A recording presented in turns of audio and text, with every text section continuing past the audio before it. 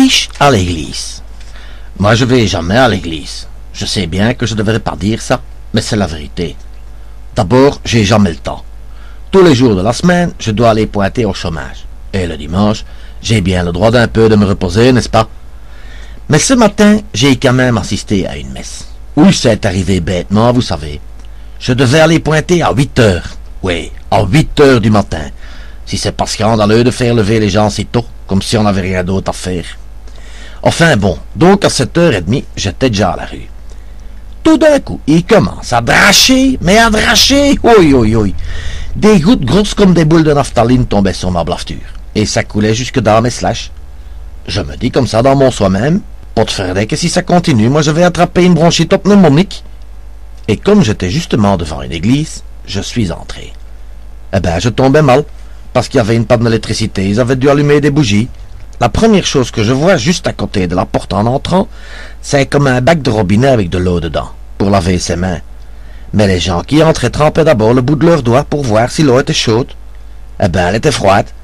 Et comme il n'y avait pas d'essuie-main, ils séchaient leurs doigts sur leur front, sur leur gilet, puis sur une épaule, puis sur l'autre. Au milieu, il y avait un long chemin entre les chaises, et la scène où ce qu'on allait jouer la pièce était tout au bout. Oui, une belle scène, vous savez, bien arrangée, avec des tas de fanfreluches et tout. Le rideau était déjà levé, j'avance dans le chemin parce que je voulais être tout prêt pour bien comprendre, mais j'ai justement compris Snoll. Il y avait des gens sur les chaises, mais ces chaises étaient tellement basses qu'on devait se mettre à genoux dessus pour voir quelque chose. Comme j'arrive au bout du chemin, l'acteur qui était sur la scène me regarde et il dit « Amen !» Moi je réponds « Ah, paye !» Tout d'un coup, il y a un téléphone qui sonne. Tous ceux qui étaient là croient que c'est pour eux et tout le monde se lève. Le téléphone sonne de nouveau et comme personne n'a répondu, tout le monde s'est rassis.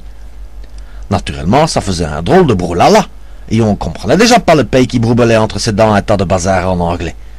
Dans le public, il y avait un Charles qui toussait, une autre qui se snutait, une slure qui faisait toujours bouger sa chaise, enfin un potin encore pire qu'au vieux marché un jour de mise en vente. Les plus malins avaient choisi des chaises où ce qu'il y avait un beau coussin après. Mais à la mienne, il n'y en avait pas. Et mes genoux commençaient déjà à gonfler. Je me disais, ça y est, je vais attraper un déclenchement de synonyme. Mais sur la scène, ça continuait. Eh ben, c'était une drôle de pièce qui jouait là. Le pays qui m'avait dit bonjour, s'était masqué en tchouk-tchouk, avec un vieux rideau et 2 carpettes. Une sur son ventre et une sur son dos. Et il avait un petit chapeau sur sa noche. Un boule avec 4 blouses dedans.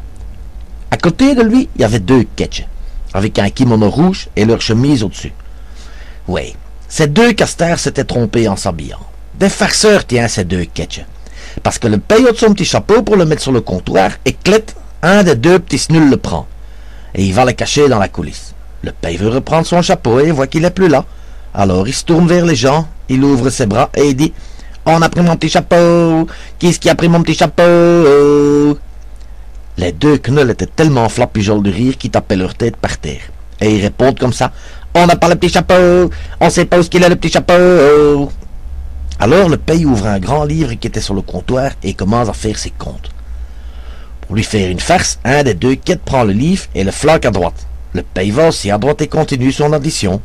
Oui, mais alors l'autre quête prend le livre et le fout à gauche, ou vice-versa le contraire, je sais plus. Le paye va à gauche, mais on voyait qu'il n'était pas content, hein.